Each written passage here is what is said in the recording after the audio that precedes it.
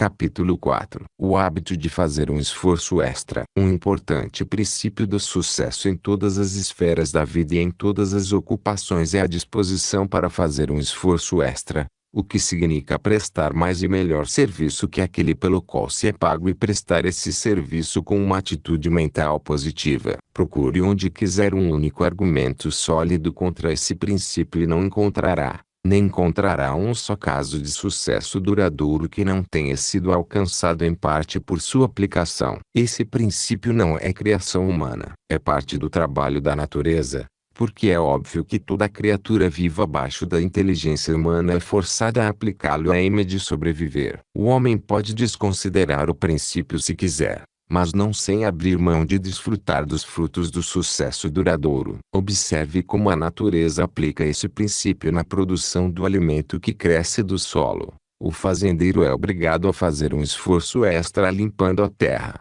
arando e plantando a semente no tempo certo do ano sem receber pagamento adiantado. Mas observe que, se ele faz o trabalho em harmonia com as leis da natureza e executa o serviço necessário, a natureza se encarrega de tudo quando o trabalho do fazendeiro termina, germinando as sementes que ele planta e desenvolvendo uma safra. Observe com atenção este fato importante. Para cada grão de trigo ou milho que o agricultor planta no solo, a natureza entrega talvez uns 100 grãos, permitindo que ele se beneficie da lei dos retornos crescentes. A natureza faz um esforço extra produzindo o suficiente de tudo e um excedente para emergências e perdas, de frutas nas árvores, de ouros das quais as frutas crescem, de sapos na lagoa e de peixes no mar, por exemplo. A natureza faz um esforço extra produzindo o suficiente de cada coisa viva para garantir a perpetuação das espécies, antecipando emergências de todo tipo. Se isso não fosse verdade, todas as espécies vivas logo desapareceriam. Há quem acredite que os animais na floresta e as aves no céu vivem sem trabalhar, mas pessoas atentas sabem que isso não é verdade. É verdade que a natureza fornece as fontes de suprimentos de comida para todos os seres vivos, mas cada criatura deve trabalhar antes de conseguir usufruir desse alimento. Vemos,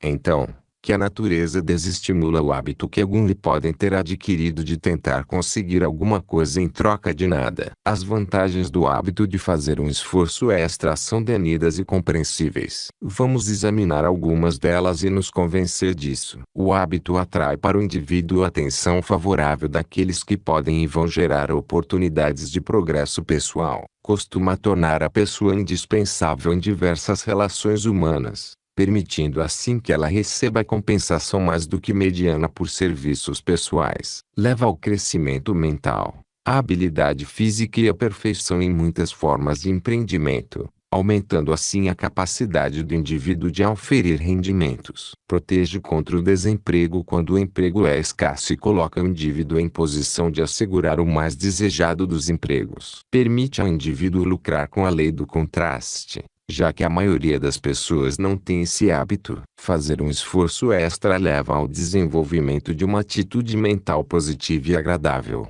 essencial ao sucesso duradouro. Costuma desenvolver uma imaginação aguçada, alerta, porque inspira a busca contínua por novas e melhores maneiras de prestar serviço. Desenvolve a importante qualidade da iniciativa pessoal. Desenvolve autossuficiência e coragem. Serve para construir a confiança de terceiros na integridade do indivíduo. Ajuda a superar o hábito destrutivo da procrastinação. Desenvolve a definição de objetivo, protegendo o indivíduo contra o hábito comum da falta de propósito. Dê mais, receba mais. Existe outra razão ainda maior para se cultivar o hábito de fazer um esforço extra. Ele fornece a única razão lógica para pedir aumento de compensação. Se um homem não presta mais serviço do que aquele pelo qual é pago, é óbvio que está recebendo todo o pagamento a que tem direito. Ele deve prestar todo o serviço pelo qual é pago a fim de manter seu emprego ou fonte de renda, independentemente de como ganha a vida. Mas ele tem sempre o privilégio de prestar um excedente de serviço como meio de acumular uma reserva de boa vontade e fornecer um motivo justo para pleitear mais pagamento.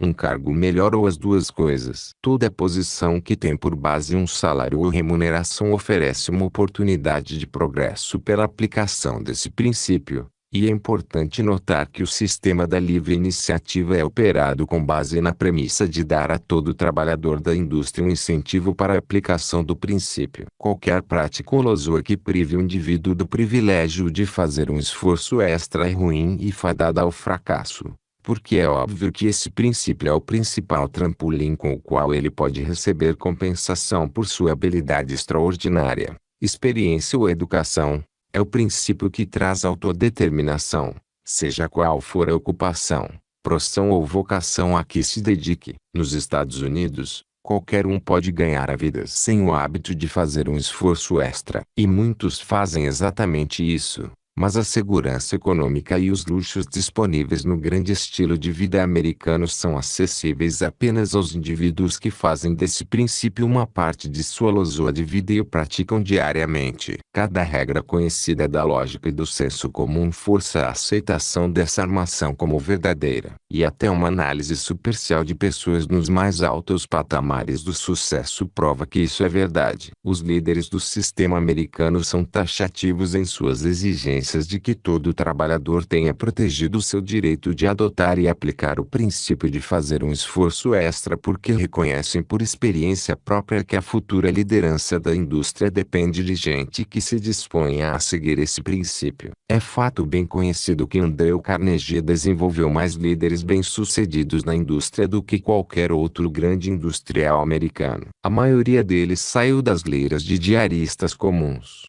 E muitos acumularam vastas fortunas pessoais que não poderiam adquirir sem a orientação de Carnegie. O primeiro teste que Carnegie aplicava a quem queria promover era determinar em que medida esse trabalhador estava disposto a fazer um esforço extra. Foi esse teste que o levou a descobrir Charles M. Schwab. Quando chamou a atenção de Carnegie pela primeira vez, Schwab trabalhava como diarista em uma das fábricas do mestre do aço. A observação atenta revelou que Schwab sempre prestava mais e melhor serviço do que aquele pelo qual era pago. Além disso, prestava o serviço com uma atitude mental agradável que o fazia popular entre os colegas. Ele foi promovido de um cargo a outro até ser nomeado presidente da grande United States Steel Corporation, com um salário de $75.000 por ano. Nem com toda a genialidade humana ou com todos os ardis a que os homens recorrem a de ter alguma coisa em troca de nada, Charles M. Schwab,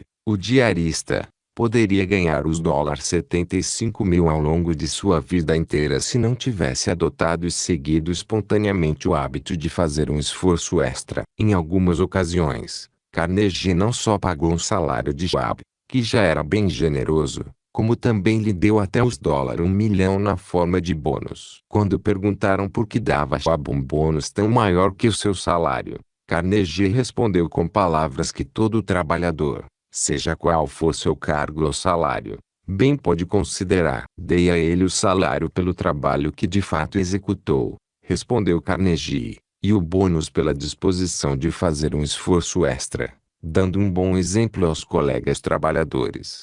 Pense nisso. Um salário de $75.000 ao ano, pago a um homem que começou como diarista, e um bônus de mais de 10 vezes esse valor pela boa vontade expressada pela disposição de fazer mais do que aquilo pelo que era pago. Realmente compensa fazer um esforço extra, porque, cada vez que faz isso, o indivíduo coloca outra pessoa em situação de obrigação com ele. Ninguém é obrigado a seguir o hábito de fazer um esforço extra. E raramente alguém é solicitado a prestar mais serviço do que aquele pelo qual é pago. Portanto, o hábito deve ser adotado por iniciativa pessoal. A Constituição dos Estados Unidos garante a todos esse privilégio, e o sistema americano recompensa e gratica aos que seguem esse hábito, tornando impossível que se adote tal hábito sem receber compensação apropriada. A compensação pode vir de várias formas. Aumento de salário é uma certeza. Promoções voluntárias são inevitáveis. Condições de trabalho favoráveis e relacionamentos humanos agradáveis são certos. E tudo isso leva à segurança econômica que se pode alcançar por méritos próprios. Há ainda outro benefício a ser conquistado. O hábito de fazer um esforço extra mantém o indivíduo com a consciência limpa e serve como um estimulante para a alma. Portanto,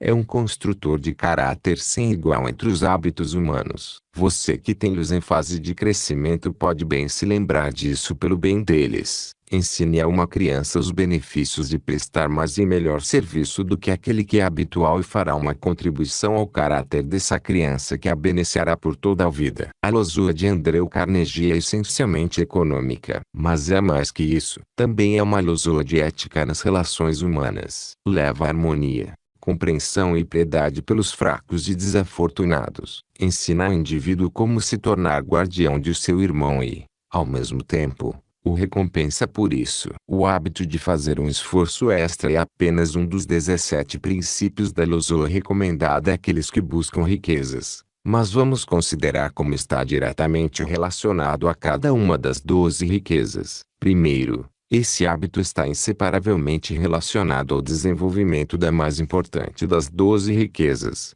uma atitude mental positiva. Quando alguém se torna mestre das próprias emoções e aprende a bendita arte da autoexpressão pela prestação de serviço útil a outros, progrediu muito na direção do desenvolvimento de uma atitude mental positiva. Com uma atitude mental positiva como construtora do padrão de pensamento adequado, o restante das 12 riquezas se encaixa nesse padrão tão naturalmente quanto a noite segue o dia, e com a mesma inevitabilidade. Reconheça essa verdade e você vai entender por que o hábito de fazer um esforço extra proporciona benefícios que vão muito além do acúmulo de riquezas materiais. Vai entender também por que esse princípio foi posto em primeiro lugar na filosofia da realização individual. Uma pessoa boa tem mais passo e perder. Observe que o aviso para prestar mais e melhor serviço do que aquele pelo qual se é pago é paradoxal, porque é impossível prestar esse tipo de serviço sem receber a compensação apropriada. A compensação pode chegar em várias formas e de várias fontes,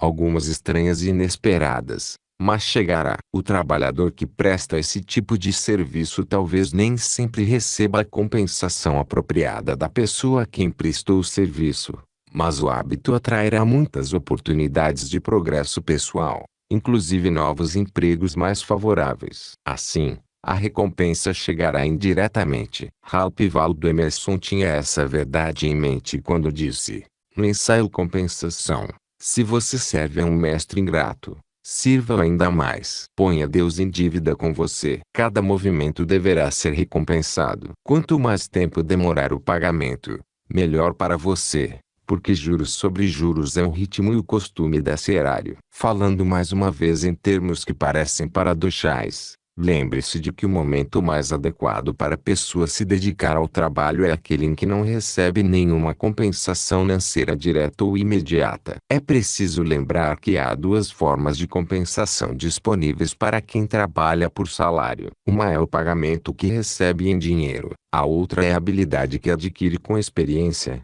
uma forma de compensação que frequentemente excede a remuneração monetária, porque habilidade e experiência são os bens mais importantes do trabalhador, as coisas com as quais ele pode se promover e conquistar salários mais altos e maiores responsabilidades. A atitude de quem segue o hábito de fazer um esforço extra é reconhecer a verdade de que está sendo pago para se instruir para uma posição melhor e um pagamento maior. Esse é um bem do qual nenhum trabalhador pode ser alienado, por mais egoísta ou ganancioso que seja o empregador. Esse é o juros sobre juros que Emerson mencionou. Foi exatamente esse bem que permitiu a Charles M. Schwab subir, degrau por degrau, de seu início humilde como diarista à mais alta posição que seu empregador tinha a oferecer.